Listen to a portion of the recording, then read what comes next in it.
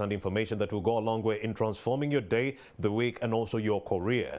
Of course, I do have Mr. Juma Mwamula. He is the General Secretary, Private School Teachers Union, and he's here to talk about the private institutions that many of which won't be reopening today, the 10th of January. 3,500 primary schools won't be reopening, 800 secondary schools won't be reopening. We're talking about a whopping 28,000 education institutions within this country, Uganda. So let's talk about that plight and a lot more, dogging the ability of the private institutions to reopen today and moving forward. Good morning. Good morning, my brother. Good morning, viewers out there. It's been a while since we last interacted. How have you been? Sure, it has been a while. Of course, life for us as private schools has been very unpredictable, but we are grateful to God. We are finally here. I want to congratulate Ugandans that were coming to today, the day we have been waiting for quite a period of time. I congratulate all schools, teachers, and the children. The excitement out there is really very high. Not because we are fully prepared, but simply because the day has come and it's giving us opportunity to go back. Of course, the excitement is actually surrounding those schools that are reopening, but then there are those that are being blanketed by sadness simply because they won't be reopening today. When you hear the National Planning Authority saying 3,500 primary schools won't be reopening, 800 secondary schools won't be reopening, what comes to your mind? And I'm sure, according to your statistics, this number could have been higher than what we are being told. Of course, the number must be higher. I also know of those ones I've physically visited that not there anymore. Yes. It's very unfortunate. It's very unfortunate, first of all, generally to Uganda as a country, the economy. It's very unfortunate to those particular institutions, their owners, the teachers who are there, and the children. Because right now we are going to have that big surge of people looking out for now, where is the alternative? You were formerly in a school and it is no longer there, but you must continue with your education. That is going to be a very big challenge. The young girls that got pregnant and so forth. Because of the history, some of those schools know. Because if you want to get a better picture of private schools especially, because most of those ones that are not coming back are private schools, is that really they are dependent on the person who owns them. And we have not had any direct help from the government to see how they resuscitate, how they support these schools to get back to realm. Even previously, before COVID, it has not been any You can stop there for a second, Juma Mwamula. You're telling us right now, and the viewer is watching Morning at NTV, that we are reopening today, the 10th of January. And you're telling me you did not get relief from the central government? Of course, relief has not come. You just had somebody here at the bank, from the bank here. He was talking about the loans. That is a good initiative. But previously, this government, through the goodwill of the president, had committed 2.5 billion shillings as a relief grant. 22.5. 2.5, actually trillion, not billion, trillion shillings to private school institutions. That is 2 trillion. 2.5. But that money never went through. The same government also, through the goodwill of the president, committed 20 billion shillings to the teachers, the workers within the private schools. Still, it never worked out. Yes, I remember that one. Wasn't it activated last week, the revolving fund? What was activated last week? Actually, the government should come, especially Honorable Minister Kadichu, should come and be clear and honest to the public. What was reactivated last week is an offer of 100,000 shillings going to the individual accounts of teachers. But that money is coming from a civil society called Giving Direct. It is not the money for a government. The same organization that was blocked during the campaigns. They wanted to do the same around... Was it Giving Direct? I think it was something else. This is another organization, Giving Direct. It's the one that is extending this money. And the public need to know, the teachers need to know, so they may appreciate. Actually, for me, I want to appreciate Giving Direct and the coordinators of the program. Actually, for the relief Give Direct had the same idea around November, December, but then government shut it down, saying that if we give this money to our citizens in Uganda, it will make them lazy. Perhaps it is the reason why they're even owning it up without making broad mention of the organization. But I think we need to give credit. We need to give credit. We need to indicate that really the money is coming from the goodwill of that government, from that organization, and also make sure that it does not be taken for a substitution of the grant that must come from the government. Because if you recall, the 20 billion shillings came alongside with so many other packages for other categories of workers, including people in the fabrication sector, bodabodas, and so on. For them, their money was clamped into the Myoga program. Teachers' money was equally supposed to be into the Myoga program, but there came some confusion peddled by individuals who had interests.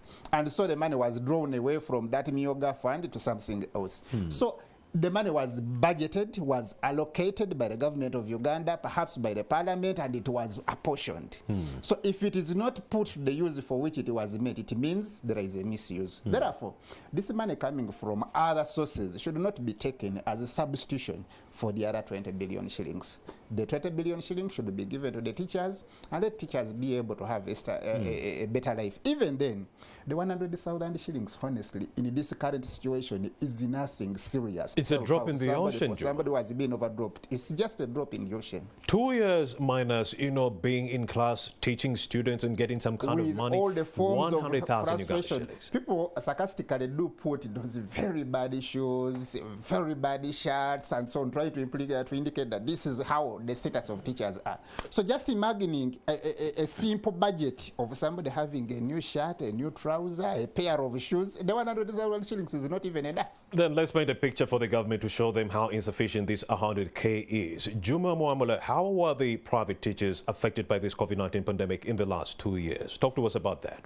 Of course, the effect has been very adverse, very, very hard, lacking income for 2 years, but you are spending is something very imaginable. Because what we have been seeing is that people have been living such a life where they are supposed to spend in terms of eating, in terms of accommodation. People, many of them are renting. Remember when schools finally closed and there was no hope for reopening, the directors gave up their obligation. Those who were housing teachers and so on and so forth had to let them off. Now people started shouldering the burden of a livelihood, but shouldering that burden without any single source of income. And actually it is one of the reasons that forced some of them now to start looking for other PT sources of survival. People going to make bricks, people going into PT roadside trading, and so on and so forth. Are you worried they won't be reporting back today? Apparently, there are a number of teachers who will not report back to school. Go ahead. First of all, we have had a very big number of our colleagues who have chosen to leave for outside jobs, especially those domestic work, those Arab countries, and so on and so forth. So we'll not be able to see those ones back in school.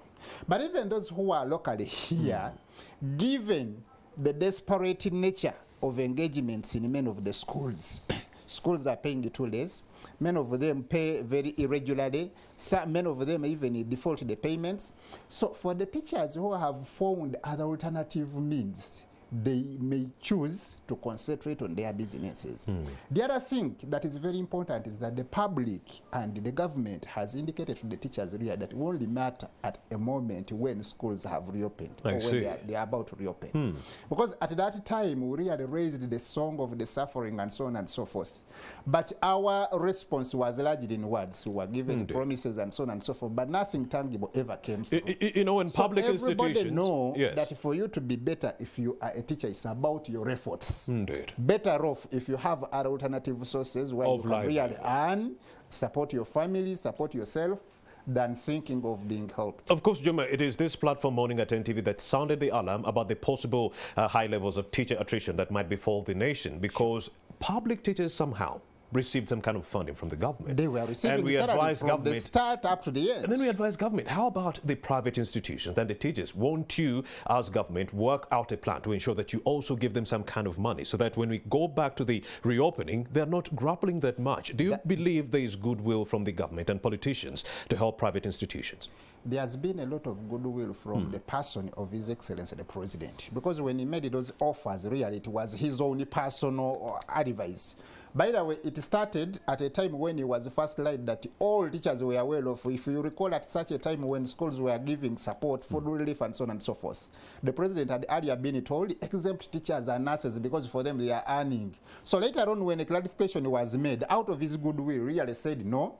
Now we apportion 20 billion for our private school teachers. We apportion this money for the institutions, the school institutions, and so on and so forth. But the middle authorities in between here, the people who are supposed to put in action the directive of His Excellency are the ones who have caused a lot of confusion, to the extent that up to now we are speaking about a man that has never come. So in terms of goodwill, really, the person of the president seemed to have had a lot of it.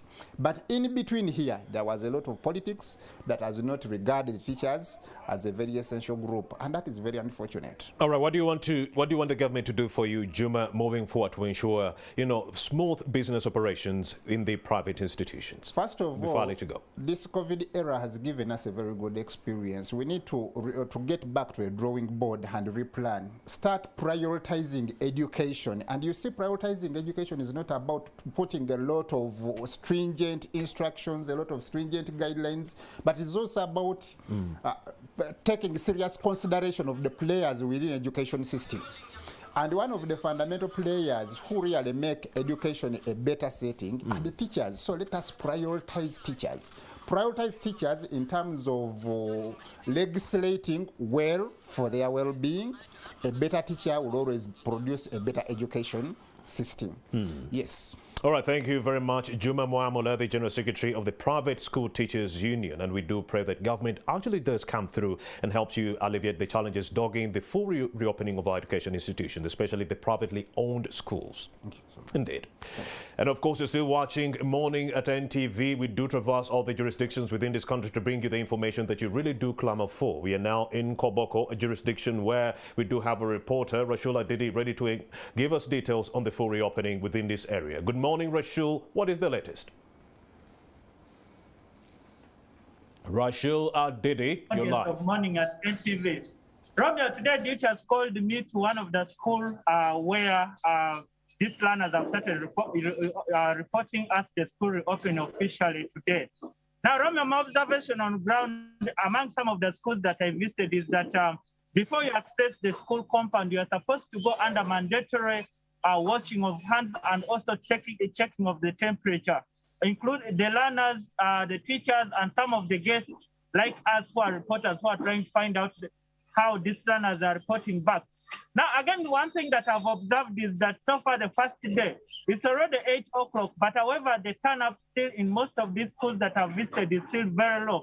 Today, I've been joined by the head teacher of the school, that's Nyarlo Primary School, where I'm standing currently. I want to find out some few issues from him, because yesterday when I was interacting with them, they told me that in this particular school, they're expecting around 3,000 learners. But however, what I'm observing on ground is that right now, currently, on projection, there are around 300 learners who have so far reported.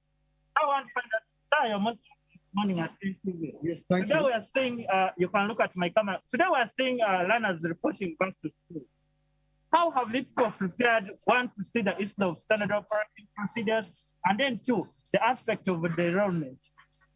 You can leave my hold for you. Look at my camera. Yeah, thank you very much. As far as the enrollment is concerned, it is also based on current preparedness. Otherwise, from our side, we are just okay. We are ready for anything. At the gate, you must be checked. We want to know your temperature. Make sure that you wash your hand.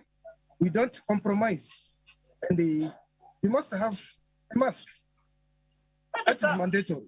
Maybe something that I wish to understand. I'm seeing some of the learners without mask. Is the school going to improvise, or this is supposed to be the responsibility of the parents? It is the responsibility of the parents. The parents need to be educated. In many cases, these parents were at home, and through them, we're now going to send that message that masks are very important. And by tomorrow, I think everything will be okay. Okay. Romeo, this is the head teacher of this school, trying to give us a little hint about the school reopening today. Romeo, something that I also observed when I reached at the gate, it seems some